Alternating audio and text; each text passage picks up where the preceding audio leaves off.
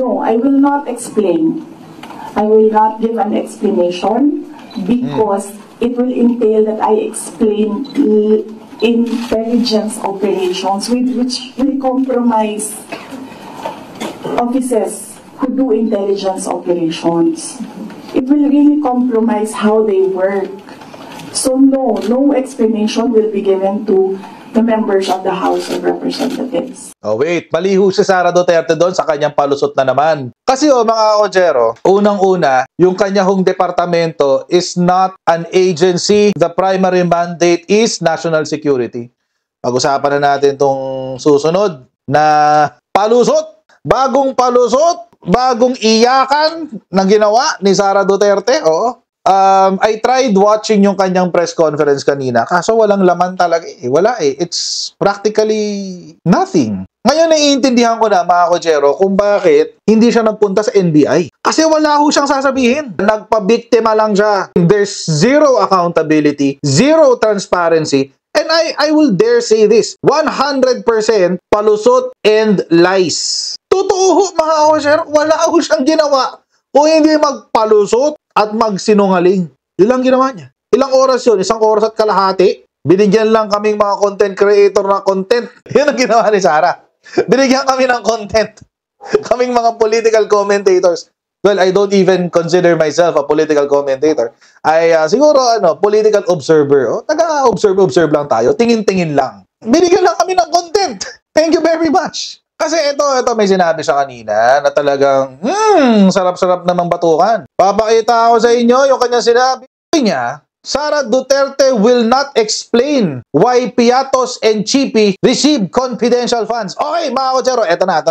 May admission. So, sa pananaw na ito, sa kanyang sinabi na ito, ang sagot niya, hindi ko na sasagutin. Hindi na magpapaliwanag tungkol kay Piatos at kay Chippy. Hindi na. So, anong ibig sabihin niyan? Ang negative pregnant niyan, mga Kojero, the opposite is true. Totoong pineke niya ang Piatos at Chippy. Ito ngayon ang palusot ng mga makikitid ang utak ng DDS. Ang sabi po, actually ginagamit pa nga nila yung quote ni Lacson. Oo. Kung makakarating po ito kay senatorial candidate Ping Lacson, naku, ginagamit ka ng mga DBS para ipagtanggol ang confidential funds ni Sara Duterte. Pero mga Kojero, mali ang pagkaka-quote nila. Sinadya ho nilang maliin ang quote kay Ping Lacson. Kasi nagsalita rin kasi si Ping Lacson, ang sabi niya, code name naman yan. Sabi, di ba nga, dating ang chief of police, itong si Lacson, sabi niya, naiintindihan ko, code name yan. Walang problema doon. Pero hanggang doon lang ang sinabi ni Ping, ang kino-quote ng mga DDS. Hindi nila binuo yung kwento ni Ping Lacson. Kasi sinabi rin ho doon, after that statement, sinabi ho ni Ping Lacson na ang totoong identity ng mga yan ay nakasulat, nakarecord for COA purposes. Sinabi ho ni Ping Lacson yun. Ito naman mga DDM, syempre, yung mga political groups, yung mga nagkakalat ba ng fake news para sa mga DDMs, para sa mga Duterte, syempre, pinuto lang dun sa pabor sa kanila. Pinuto lang dun sa pabor sa kanila. May pa-thank you ba sila? Thank you, Ping Lacson, for siding, blah, blah, blah, blah. May ganun pa. Pero syempre, alam naman natin, karamihan ng mga DDMs, hindi na nila hahanapin pa yung buong kwento. May interview. Sinabi ni Ping Lacson sa interview, if I'm not mistaken, net 25 pa nga yung interview. Binuo niya ngayon yung kwento. Merong record ng tunay na identity ng code name sa mga ahensya na merong confidential funds. Ngayon, mga Kojero, ito ngayon ang bagong palusot ng mga DDMs. Tingnan nyo. Panoorin natin. Kasi si Sara mismo ang nagsabi. Alleges that over 400 names na nag-sign po ng acknowledgement receipts. Again, on the issue of the confidential funds, wala daw pong records at the PSA. Ma'am, you can offer an explanation because we know that this is a legal proceeding. Pero pinag-uusapan po siya ngayon, ma'am, sa bahay ng bawat Pilipino pa kaya. Explanation if this is above board or bakit wala silang birth certificate, ma'am? No, I will not explain. I will not give an explanation because it will entail that I explain intelligence operations which will compromise officers who do intelligence operations. It will really compromise how they work. So no explanation will be given to the members of the House of Representatives. One final follow-up from me, ma'am. Then what's your response to accusations? Oh wait, mali ho si Sara Duterte doon sa kanyang palusot na naman. Alam niyo kung bakit? Kasi mga kotsero, unang-una, yung kanya hong departamento is not an agency. The primary mandate is national security. Hindi ho ganun tumatakbo ang kanyang ahensya. Hindi ho tungkol sa national security ang kanyang trabaho. Ang paggamit ho niya mga kotsero ng confidential funds ay limitado lamang sa security niya bilang secretary ng DepEd at vice-presidente. Doon lang ho umiikot ang kanyang confidential funds. Aalamin kung may banta sa buhay ng vice-presidente. Aalamin kung may banta sa buhay ng Secretary of Education. Aalamin kung meron bang mga teroristang grupo o mga tao na gugustuhing manakit kay Sara Duterte. Aalamin kung meron bang mga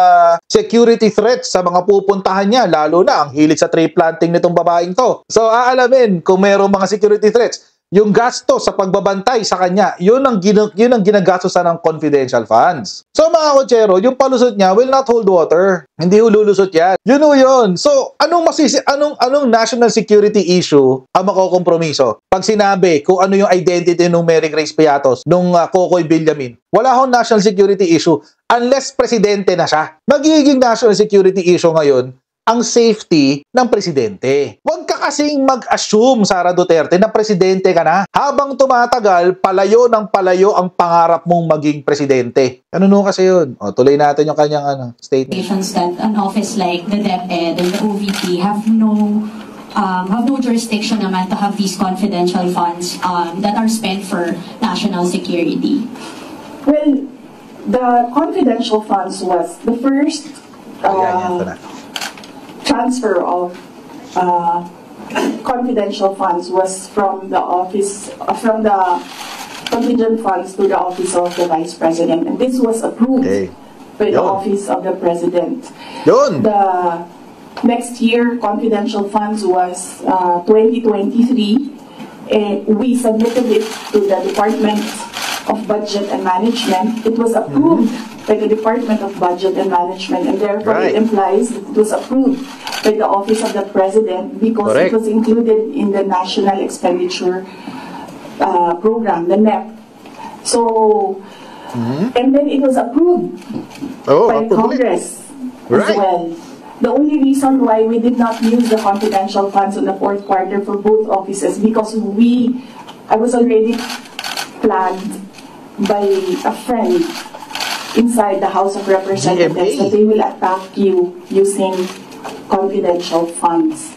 So yes, it was duly approved by the Office of the President and both houses of Congress as well as because it was included in the General Appropriations Act. So it was not, we presented it, we defended it, they approved it. We used it, and then the question on utilization is under the Commission on Audit.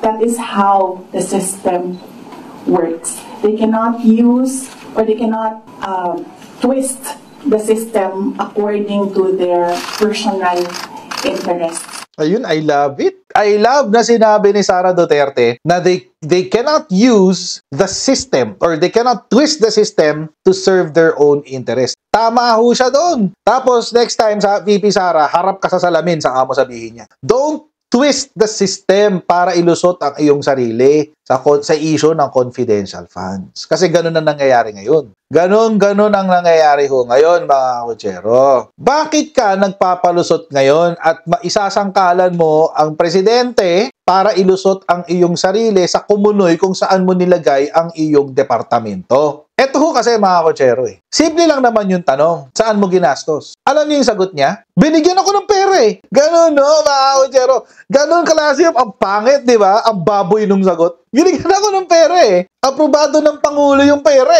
Inaprubahan ng BICAM Conference noong 2023. Nag-request lang naman ako Ano ba kayo? Ganun siya. But again, actually mga kotsero, hindi lang po, ito na ho yung bagong propaganda ngayon ng mga DDMs. Kasi, for example, ayan, si Fugitive, nag-post si Fugitive, si Jason Sa, nag-post siya 5 days ago. Ano sinabi niya? December 2023, binigyan ni BBM si Sara ng 125 million na pain daw or bait na confidential intelligence or trap fund para mapadali ang impeachment kay BP Duterte. Uy, wait lang. Akala ko weak leader si BBM. Bakit ngayon, you're giving him credit to this very Machiavellian strategy? Ala ko ba mahusay yan, Sara Duterte, hindi mauuto. Tapos napainan ng pera